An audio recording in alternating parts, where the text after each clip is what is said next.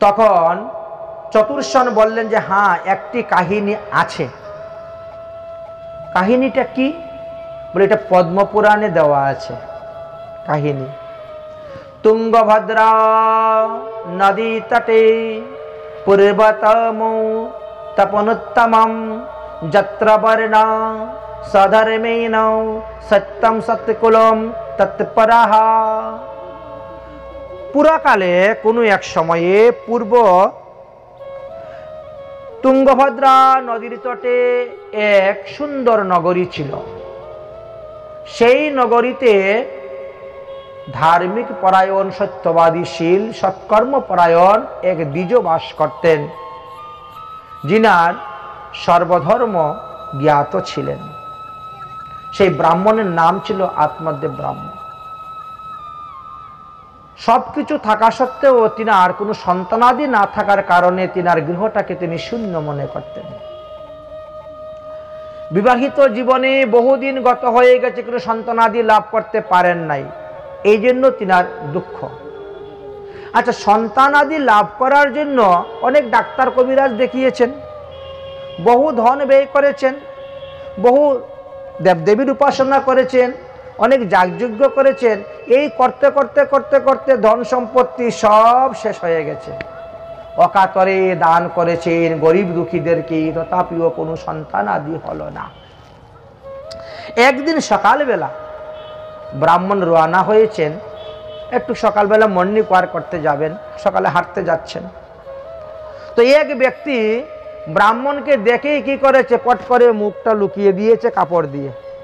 কেন? বলে সকাল সকাল ঘুমের থেকে উঠে আটকুরার মুখ দেখলে দিনটা ভালো যাবে না। আমাদের মধ্যে এরকম কিছু প্রথা আছে না? ঘুমের থেকে উঠে আটকুরার মুখ দেখতে নাই। আটকুরা কাকে বলে? যে বিয়ে করেও সন্তানাদি হয় নাই, এদেরকে বলা হয় আটকুরে। বড় দুঃখ লাগলো, আমাকে দেখে লোক মুখ ফিরিয়ে নেয়, তাহলে না জানি দেবতারা কি করে। আমি যখন পিতৃপুরুষের উদ্দেশ্যে যজ্ঞ করি, তর্পণ করি, পিণ্ডিদান করি, হয়তো তারাও তখন আমার মুখ ফিরিয়ে নেয়। তাহলে আমার এই দেহটাকে রেখে কি লাভ?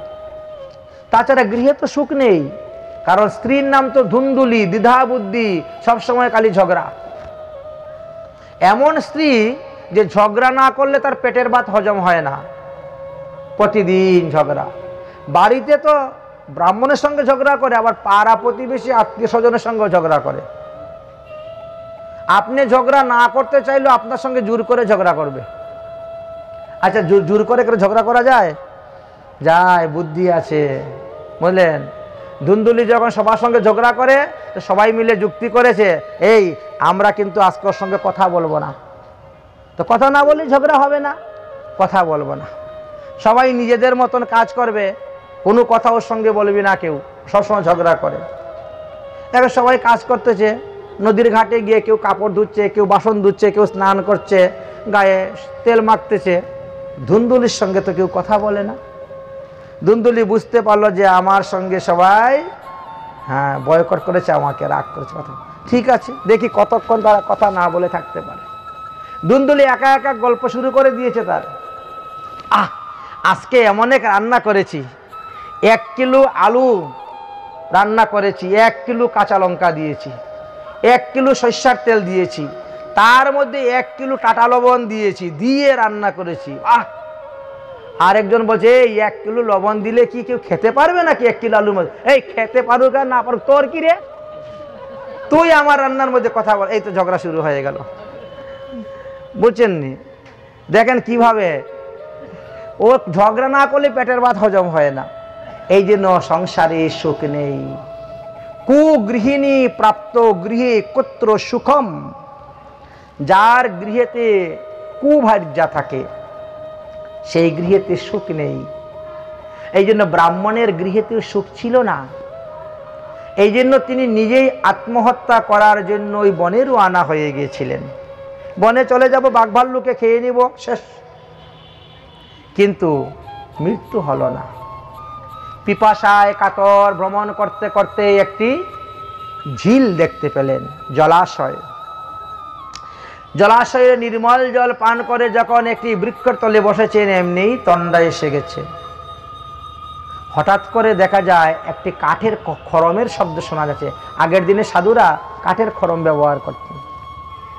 শব্দ শুনে চেয়ে দেখেন এক সন্ন্যাসী ওখানে জল পান করে আসতেছেন। আত্মদেব ব্রাহ্মণ দৌড়ে গিয়ে সাধুর চরণে পরে হাউমাউ করে কাঁদতে শুরু করে দিয়েছেন। সাধু জিজ্ঞেস করলেন, কি ব্যাপার? কিং বব্রতি ঋষি দুঃখং পূর্ব সাপানম সমম্বিতম। কি ব্যাপার, তুমি কাঁদছো কেন? তোমার দুঃখের কারণ কি বলো? আত্মদেব ব্রাহ্মণ সমস্ত ঘটনা খুলে বললেন। এই হলো আমার দুঃখ, অতএব আপনি কৃপা করে যদি আপনি আমাকে একটি পুত্র সন্তান দান করেন তাহলে আমি কৃতার্থ হব, ধন্য হব।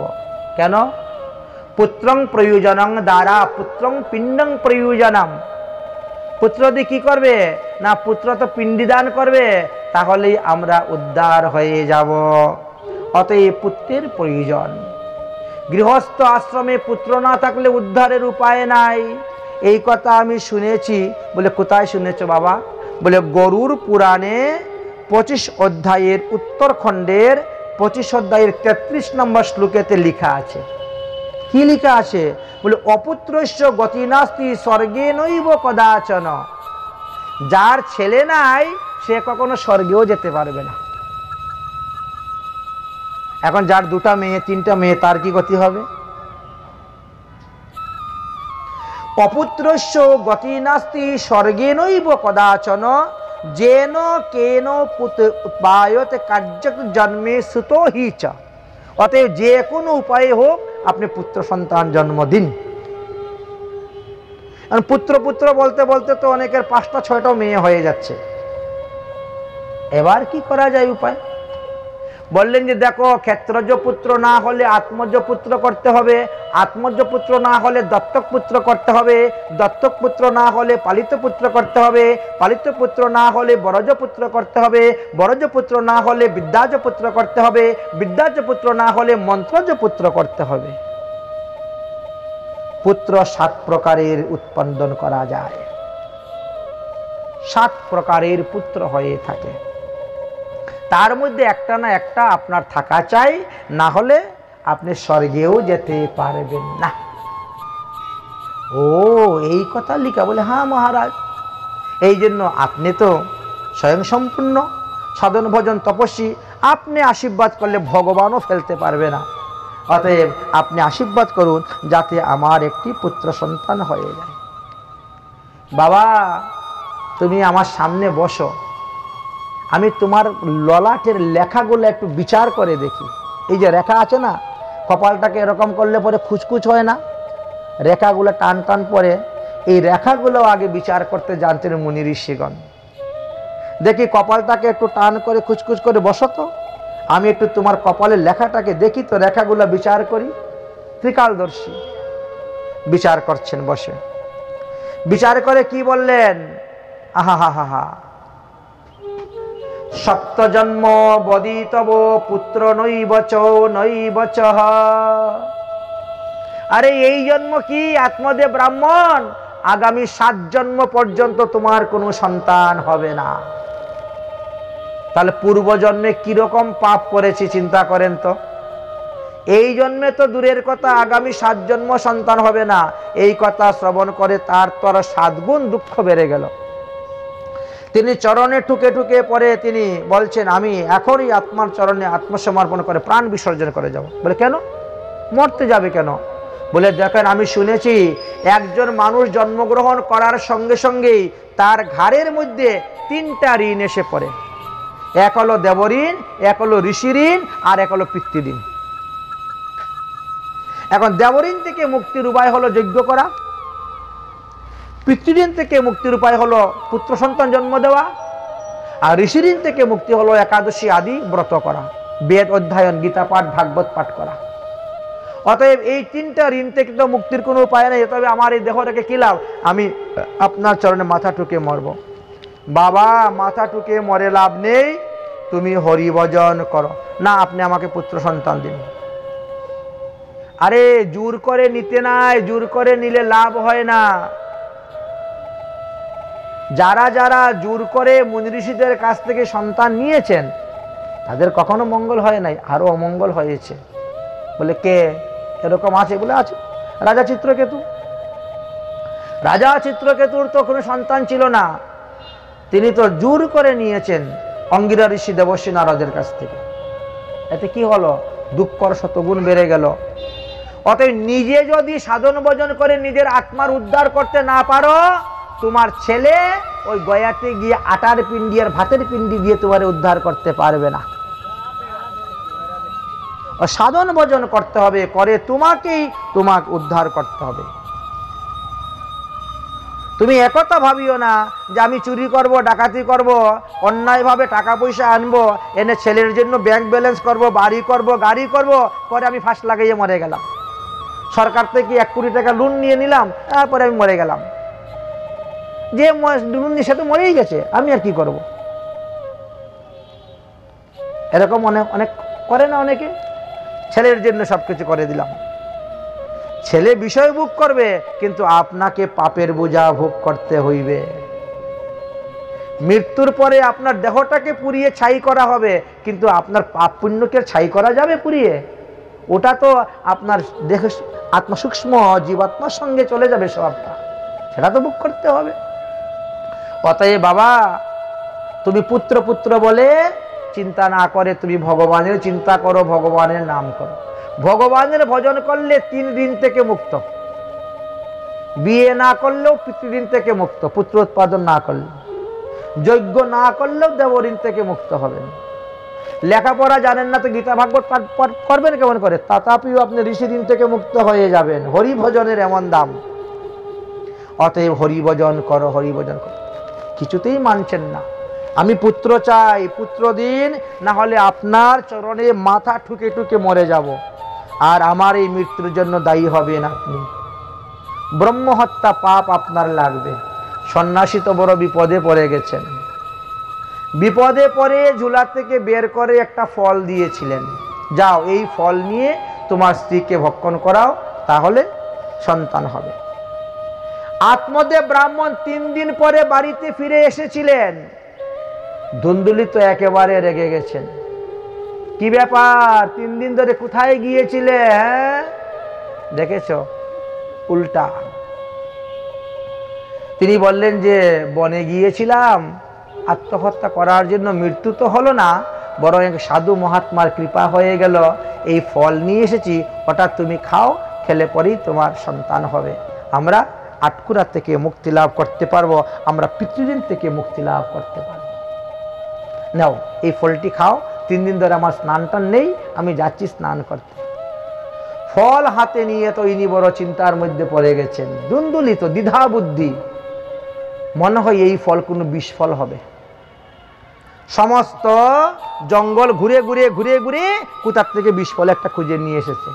হ্যাঁ, আমার ভয়ে ব্রাহ্মণ তো আর একটা বিয়েও করতে পারে না,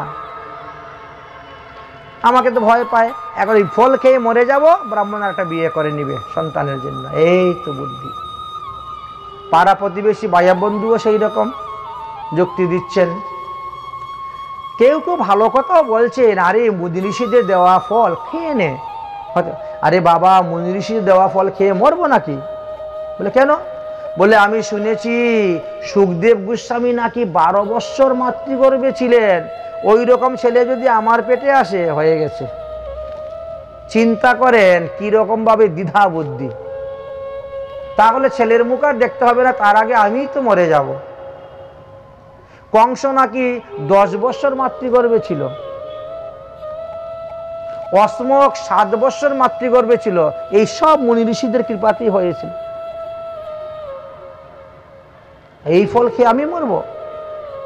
আরেক কথা শুনেছি নাকি প্রহ্লাদ নাকি 10,000 বৎসর মাতৃগর্ভে ছিল, তেরো ছেলের মুখ আর দেখতে হবে না।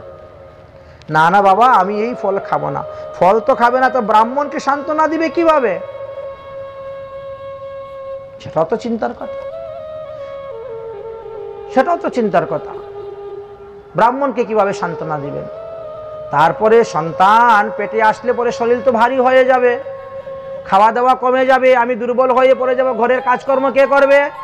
বলে তো ননদকে ডেকে নিয়ে আসবি। বলে আর লোক পাস নাই, ননদ তো আসবে, কাজ করবে, সব নিয়ে পালাবে, তখন তো আমি ঝগড়াও করতে পারবো না ওর সঙ্গে। কি করা যায় উপায়? যদি চোর ডাকাত ঘরে ঢুকে দৌড়ে পালাতে পারবো না, আগের দিনে ছনবাসের ঘর আগুন লাগলেও দৌড়ে পালাতে পারবো না, পুড়ে মরবো। আমি মনে করি বন্দাবা বিধবা নারী সুখিনশ্চ মেয়মতি, যাদের সন্তান হয়নি তারাই সুখী, বা যাদের বিয়ের পরে স্বামী মরে গেছে তারা আরো সুখী। এটা হলো উনার মন্তব্য, ধুন্দুলির মন্তব্য। তিনি বলছেন আমি মনে করি এটাই। যাই হোক, সখীরা অনেক কিছু কথাবার্তা বলে বুঝিয়ে তো গেলেন, কিন্তু বুঝ মানলেন না, খেলেন না। দৈবক্রমে সেই সময় ধুন্দুলির ছোট বোন এসে সেখানে উপস্থিত। তিনি বলল যে আমার পেটে সন্তান এসেছে, তোমার চিন্তা নাই, তুমি ফলটা গরুকে খাওয়িয়ে দাও, তোমাদের গাভীও তো বন্ধা, গরুও তো বন্ধা, সেটাকে খাওয়িয়ে দাও, মরলে গরু মরবে, বাচ্চা হলে গরুর হবে। আমি ব্রাহ্মণকে বুঝাবো কেমন করে? বলে এক এক মাসে এক একটা করে কাপড় পেটের মধ্যে বেঁধে পেটটাকে মোটা করে ফুলিয়ে দেখাবে ব্রাহ্মণকে, ফল খেয়েছে, গর্ব হচ্ছে, কোনো কাজকর্ম করবে না, বসে বসে খাবি আর ঘুমাবি। তারপরে আমার যখন সন্তান হবে সেই সন্তানকে আমি পাঠিয়ে দিব, আর তুমি আমার স্বামীকে কিছু ধন সম্পত্তি দিয়ে দিও, আমার তো অনেক ছেলে বলে আছে, আর ওটা তোমার সন্তান রূপী তুমি লালন পালন করো। এটাকে বলা হবে দত্তক পুত্র। টাকা পয়সা দিয়ে দিবে, দত্তক নিয়ে নিবে, বাস শেষ হয়ে গেল। আচ্ছা ঠিক আছে, সেইভাবেই করা হয়েছিল, ব্রাহ্মণকে ঠকানো হয়েছিল। ব্রাহ্মণ সহজ সরল মানুষ, এত কিছু বুঝতে পারেন নাই। সন্তান হলো পরে স্বামীর মনে বিশ্বাস জন্মানোর জন্য ধুন্দুলি কিরকম চক্রান্ত করেছে। ছেলের যখন নামকরণ করার সময় এসেছে, আত্মদেব ব্রাহ্মণ বলছে আমার ছেলের নাম রাখবো পরমাত্মদেব। ধুন্দুলি বলছে বা বা বা বা, 10 মাস 10 দিন আমি গর্ভে ধারণ করলাম, আর ছেলের নাম তোমার নামে হবে? এটা হবে না, আমার নামে হবে। আমার নাম যখন ধুন্দুলি, ছেলের নাম ধুন্দুকারী। দেখেছেন আত্মবিশ্বাস জমানোর জন্য কিভাবে মিথ্যাটাকে সত্যিতে রূপান্তরিত করে, এমন ভাবে দৃঢ়ভাবে বলছে 10 মাস 10 দিন আমি যাকে, মূলত সে গর্ভধারণ করেই নাই। আত্মদেব ব্রাহ্মণকে এমনভাবে ভুলিয়ে দিল। যাই হোক, এবার কি হলো উপায়?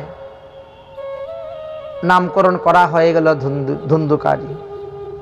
এই ঘটনার 3 মাস পরে গাভীর পেটের থেকে এক সন্তান জন্ম নিল।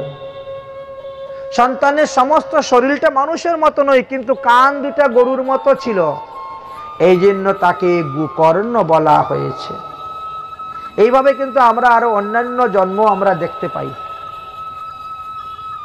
ধৃষ্টকর্ণ, বুঝেছেন, ঋষ্যসিংহ ইত্যাদি মুনি ঋষিদের জন্ম এভাবে হয়েছিল, দেখতে পাই।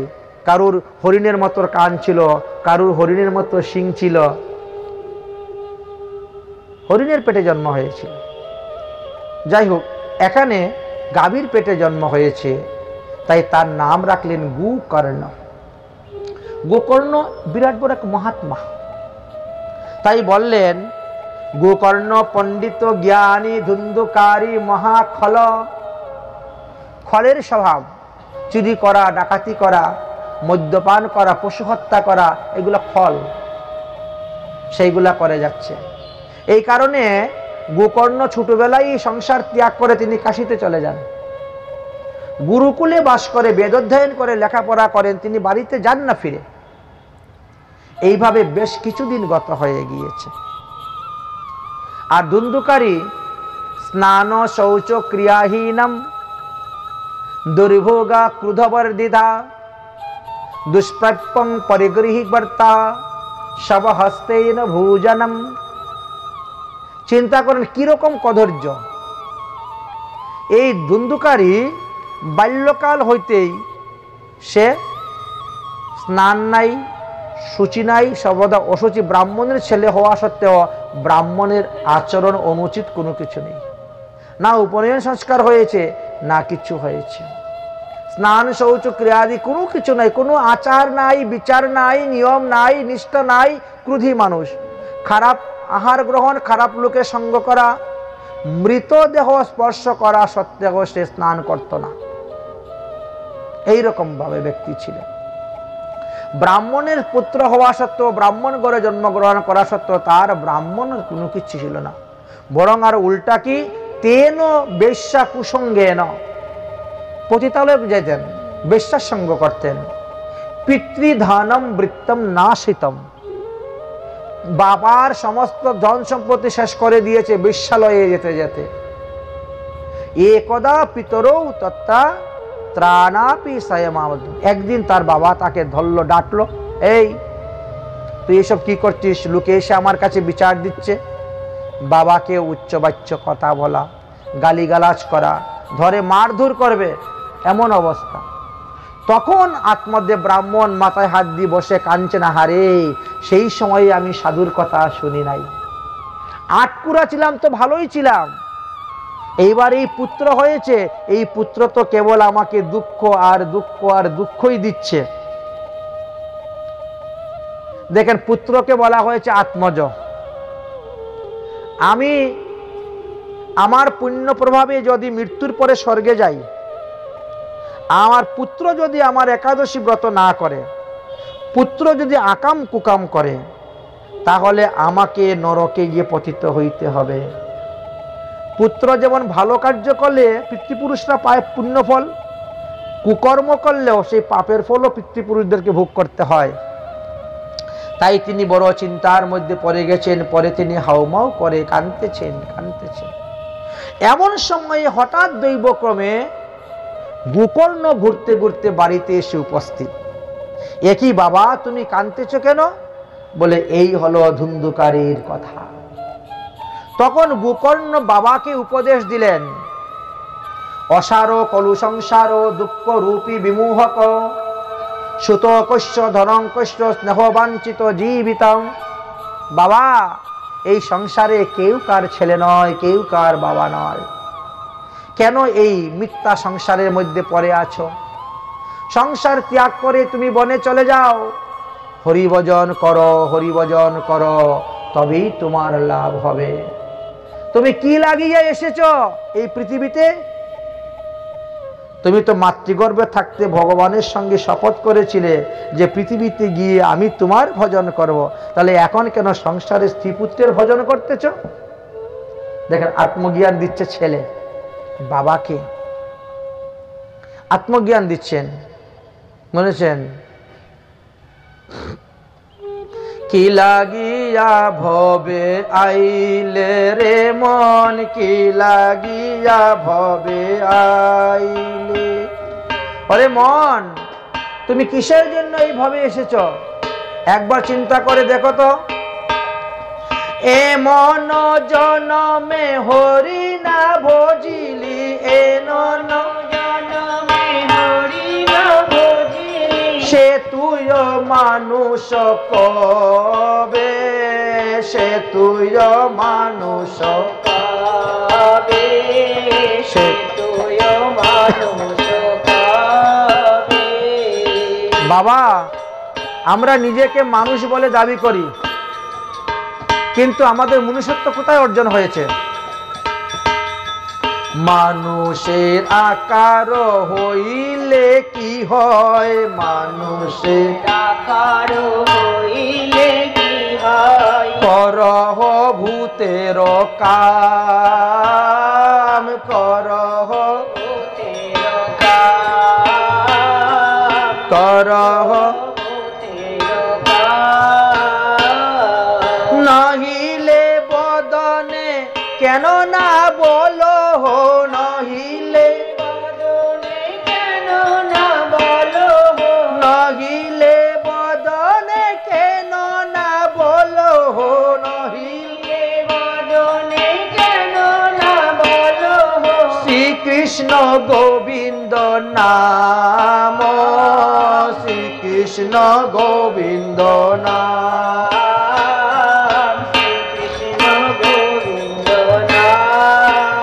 বাবা।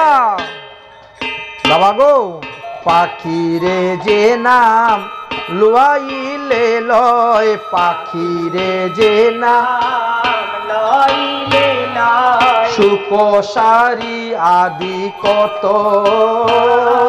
সুখ সারি আদি কত,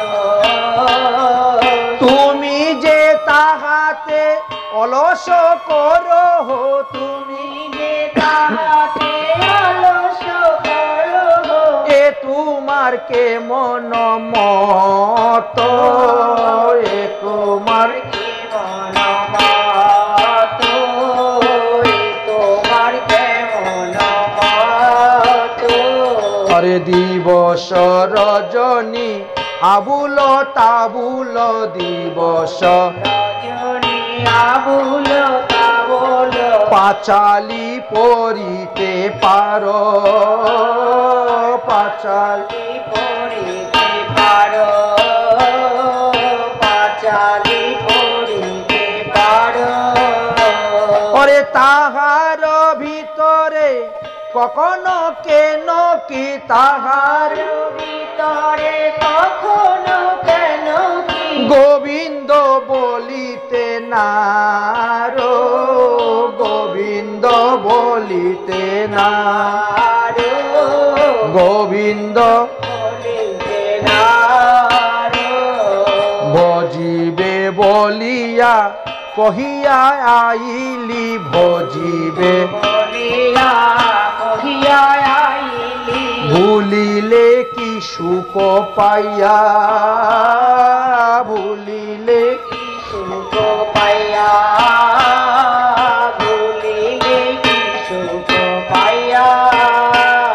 আরে বুঝিনু আবার সমন নগরে, বুঝিনু আমার সমন নগরে, নরকে মজিবে যাইয়া, নরকে মজিবে যাইয়া, নরকে মজিবে যাইয়া। তাই বলছি বাবা এখনো সময় আছে, কি করব? বদন ভরিয়া হরি বল যদি, বদন হরিয়া হরি বল যদি, ক্ষতি না হইবে তাই, ক্ষতি না হইবে তার, ক্ষতি না হইবে। তার।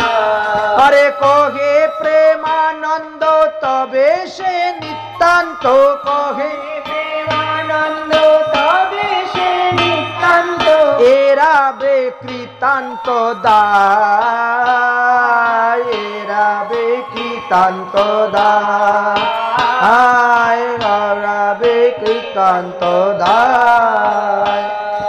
বদন বরিয়া হরি বল যদি, বদন হরিয়া হরি বল যদি, ক্ষতি না হইবে তাই, ক্ষতি না হইবে তাই, ক্ষতি না হইবে তাই। পুত্রের উপদেশ পেয়ে পিতার জ্ঞান ফিরে গেল।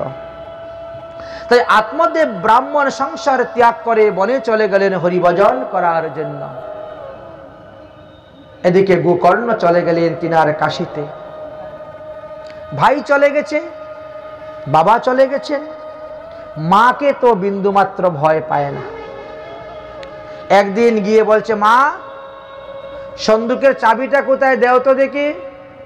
কিরে সন্দুকের চাবি দিয়ে কি করবে? দেখি না বাবা কত টাকা পয়সা রেখে গেছেন সন্দুকের মধ্যে। না না, তোকে সন্দুকের চাবি দেওয়া যাবে না, তুই তো দুষ্ট সঙ্গ করতে করতে আমাদের সমস্ত সম্পত্তি শেষ করে দিলে, এখন বাড়িটাই আছে মাত্র।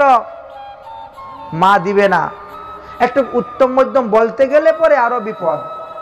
মায়ের চুলের মধ্যে ধরে একটু উত্তম মধ্যম গুত্তম গত্তম কয়টা দিয়ে দিল, দিয়ে চাবিটা হাত থেকে কেড়ে নিয়ে চলে গেল। টাকা পয়সা নিয়ে সেই ভাইয়া বন্ধুদের সঙ্গে মদ মাংস সেবন, বিশ্বাস বৃত্তি গমন ইত্যাদিতে বাস, টাকা উড়াচ্ছে। টাকা না দিলে ছেলে মারবে, টাকা না দিলে ছেলে মারবে। চিন্তা করলেন ছেলের হাতের মায়ের খেয়ে মৃত্যুর চেয়ে কুয়ায় পরে ডুবে মরা অনেক ভালো। এই জন্য তিনি কুয়াতে পরে ডুবে আত্মহত্যা করেছিলেন। কিন্তু মৃত্যুর পরে সে তো তার মায়ের কোনো সৎকর্ম করল না। আচ্ছা, বাবা মারা গিয়েছেন কিনা সেটাও সে জানে না, বনে চলে গিয়েছিলেন। সে এখন চিন্তা করলো আমি আবার বেশ্যা বাড়ি যাব কেন, বেশ্যাকে আমার বাড়িতে নিয়ে আসব। তাই 5টি বেশ্যাকে তিনি নিয়ে এসে তিনার পিতৃভিটাতে নিজের বাড়িতে রেখেছিলেন। তেন বেশ্যা কুসঙ্গেন পিতৃনাং বৃত্তত নাশনাম, সমস্ত সম্পত্তি শেষ হয়ে গেল ওই বেশ্যাদের ভরণ পোষণ করতে করতে। শেষ পর্যন্ত তাদের মন রক্ষা করার জন্য চুরি ডাকাতি করতে শুরু করলেন, ধন সম্পত্তি আনতে শুরু করলেন। কিন্তু বেশ্যারাও বড় চতুর, তারা চিন্তা করলো কি, যদি ধরা পড়ে তাহলে তো বিপদ, সে তো মায়ের খাবে এই ধন সম্পত্তিও যাবে, উপরন্তু আমরাও মার খাবো, তার থেকে বরং আমরা তাকে মেরে আমরা এখান থেকে পালাই। এই জন্য একদিন রাত্রিতে যুক্তি করে সব বেশ্যাগণ একত্রিত হয়ে এই ধুন্ধকারীকে বধ করলো। তারা মাটির নিচে গর্ত করে তাকে ঘরের ভিতরেই পুঁতে দিয়ে এক এক করে সমস্ত বেশ্যাগণ পালিয়ে গেল। এই ধুন্ধুকারীর কোনো শ্রাদ্ধ ক্রিয়া তর্পণ পিণ্ডিদান আদি কোনো কিছু হয় নাই বলে অন্ত্যেষ্টি ক্রিয়া, তিনি মৃত্যুর পরে এক প্রেতাত্মা হয়ে গেলেন। এখন প্রশ্ন হতে পারে, সাধু সন্ন্যাসী যারা, তাদেরও তো শ্রাদ্ধ ক্রিয়া পিণ্ডিদান হয় না, তারা কি মরার পরে প্রেতাত্মা হবে? বলে কখনো না। কেন? তারা সাধন ভজনের দ্বারা আত্মাকে উদ্ধার করে নিয়েছেন, তাদের পিণ্ডির প্রয়োজন হয় না। কিন্তু সে ব্রাহ্মণের ছেলে হওয়া সত্ত্বেও ব্রাহ্মণের অনুচিত কোনো কর্মই করে নাই, এই জন্য মৃত্যুর পরে তাকে প্রেতাত্মা হতে হলো। এই জন্য ভাগবতে তাকে ব্রহ্মদৈত্য বলা হয়েছে, ব্রাহ্মণের ছেলে, এই জন্য ব্রহ্মদৈত্য তাকেই বলা হয়েছে।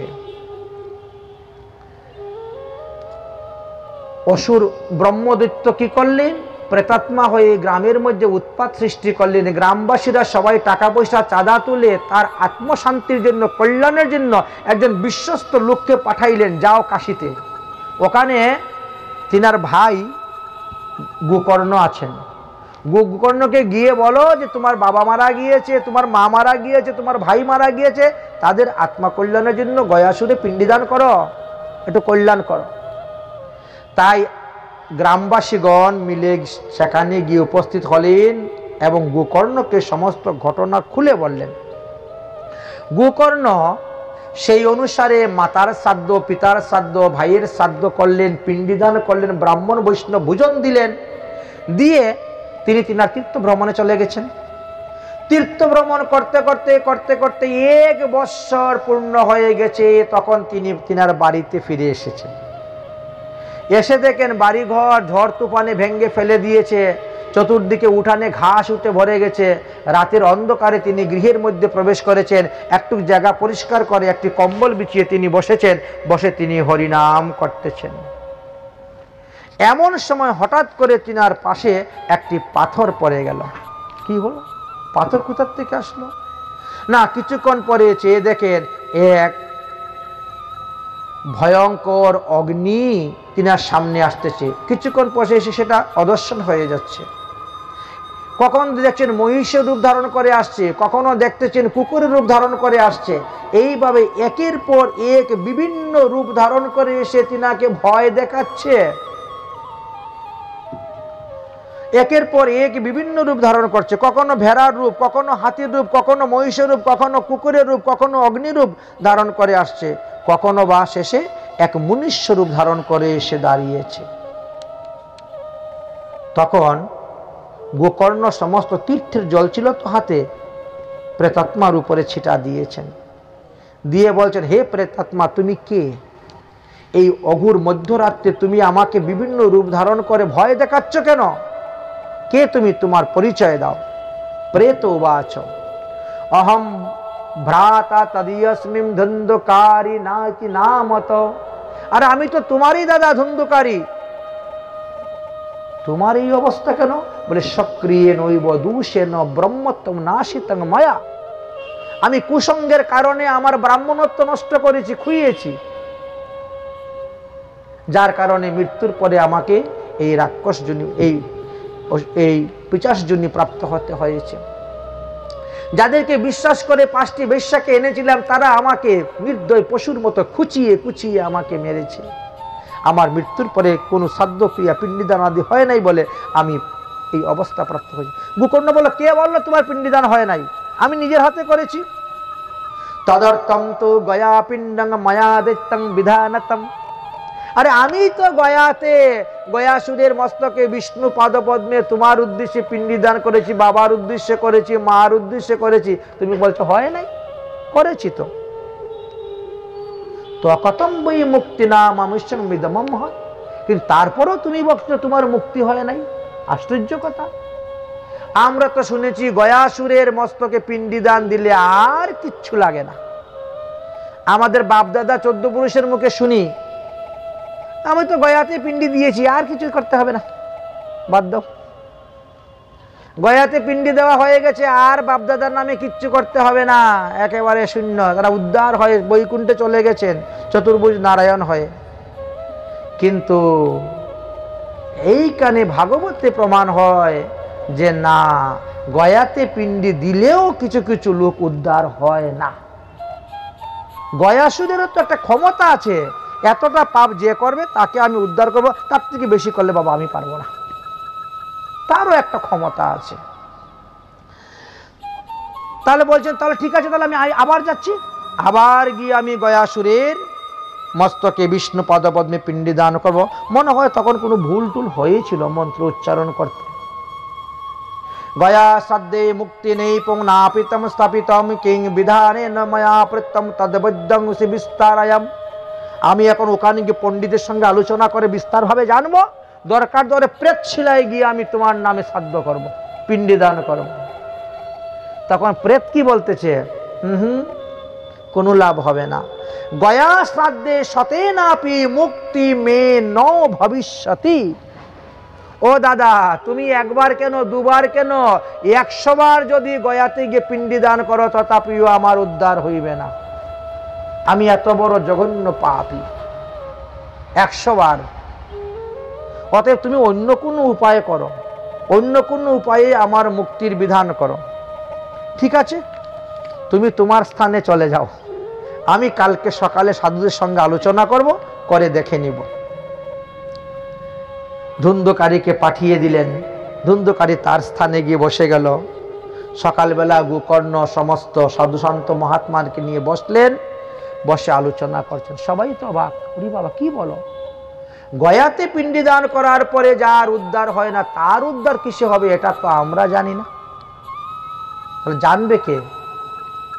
সূর্যদেব জানবেন। এই যে চন্দ্র, সূর্য, বাতাস, এরা সবাই তো সাক্ষী রূপে আছেন।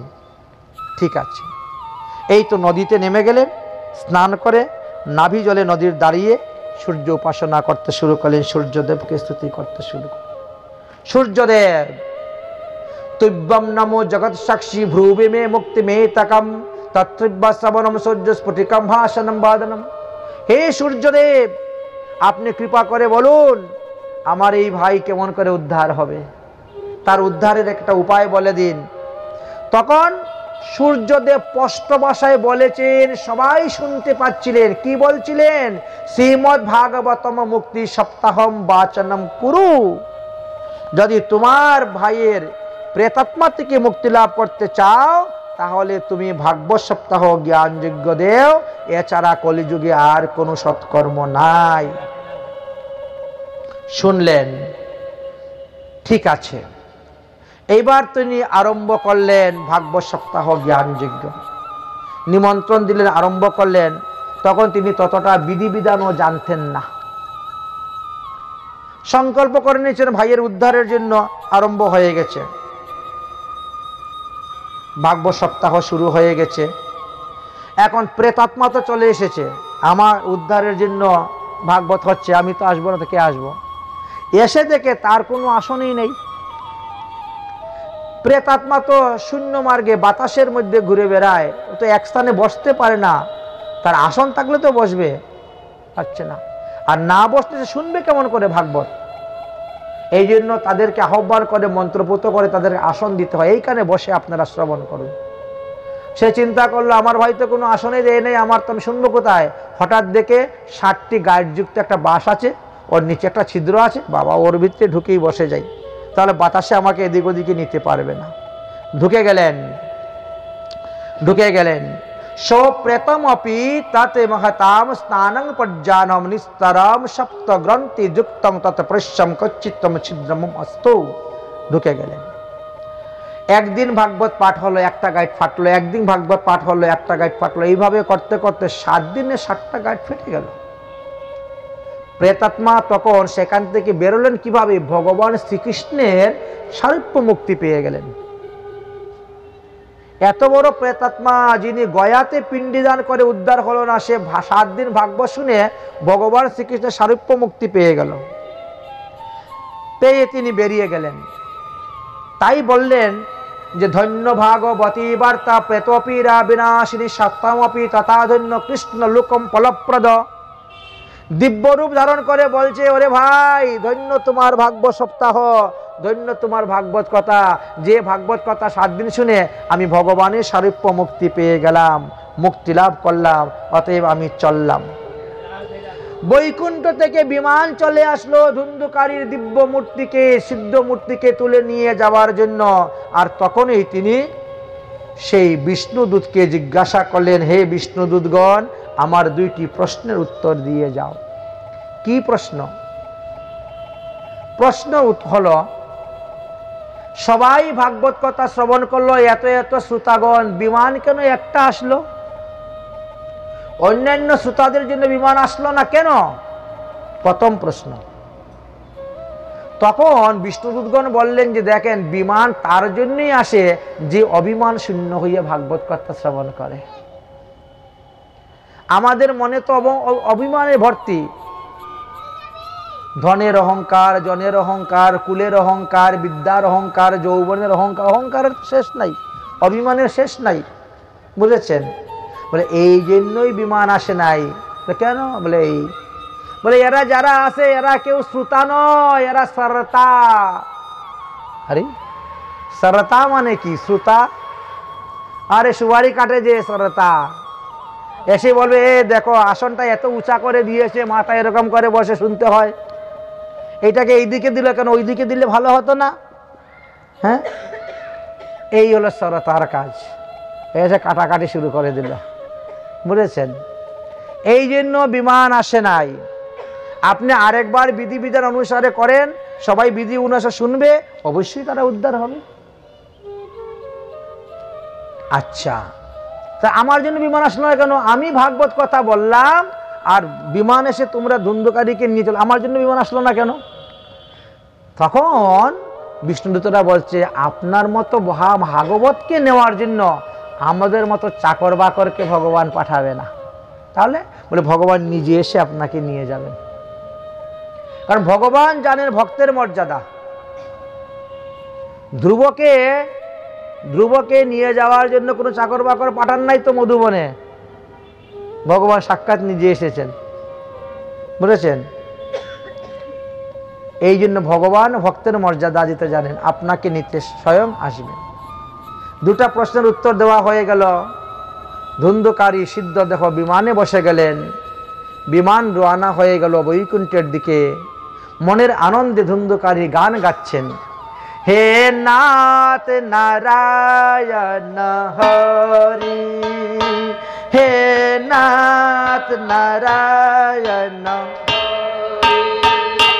হে নাথ নারায়ণ হরি, হে নাথ নারায়ণ হরি, জয় গোপাল কৃষ্ণ মুরারি, জয় গোপাল কৃষ্ণ মুরারি, হে নাথ নারায়ণ হরি, হে নাথ নারায়ণ হরি, হে যাদব মাধব কেশব, হে যাদব মাধব কেশব, কৃষ্ণ গোবিন্দ বাসুদেব,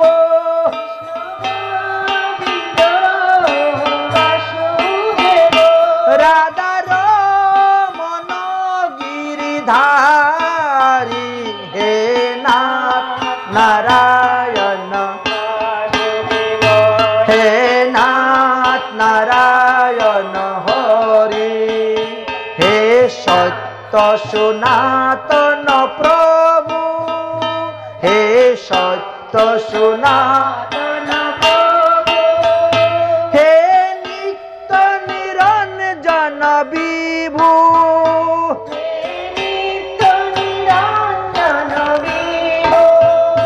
হে সত্য সনাতন প্রভু, হে সত্য সনাতন প্রভু, হে নিত্য নিরঞ্জন বিভু,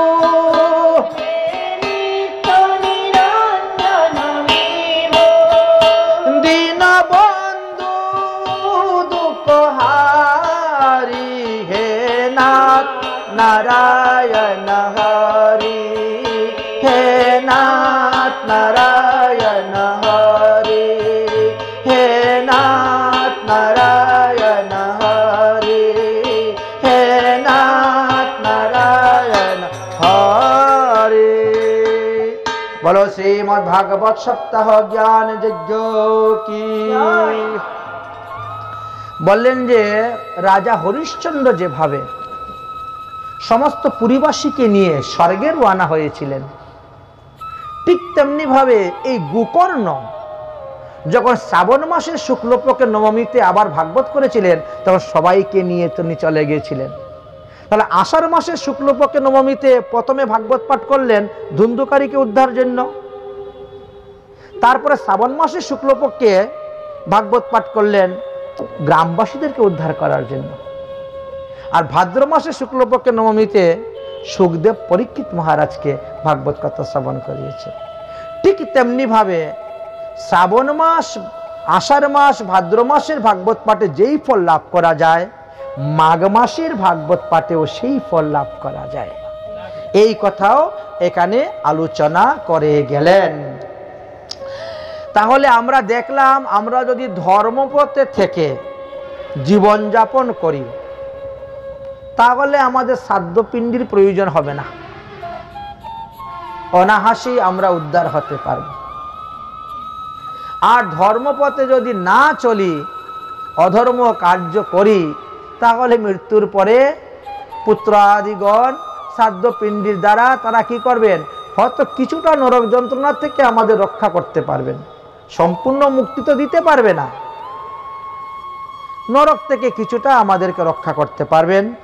এই সিদ্ধান্তই আমরা জানতে পারলাম।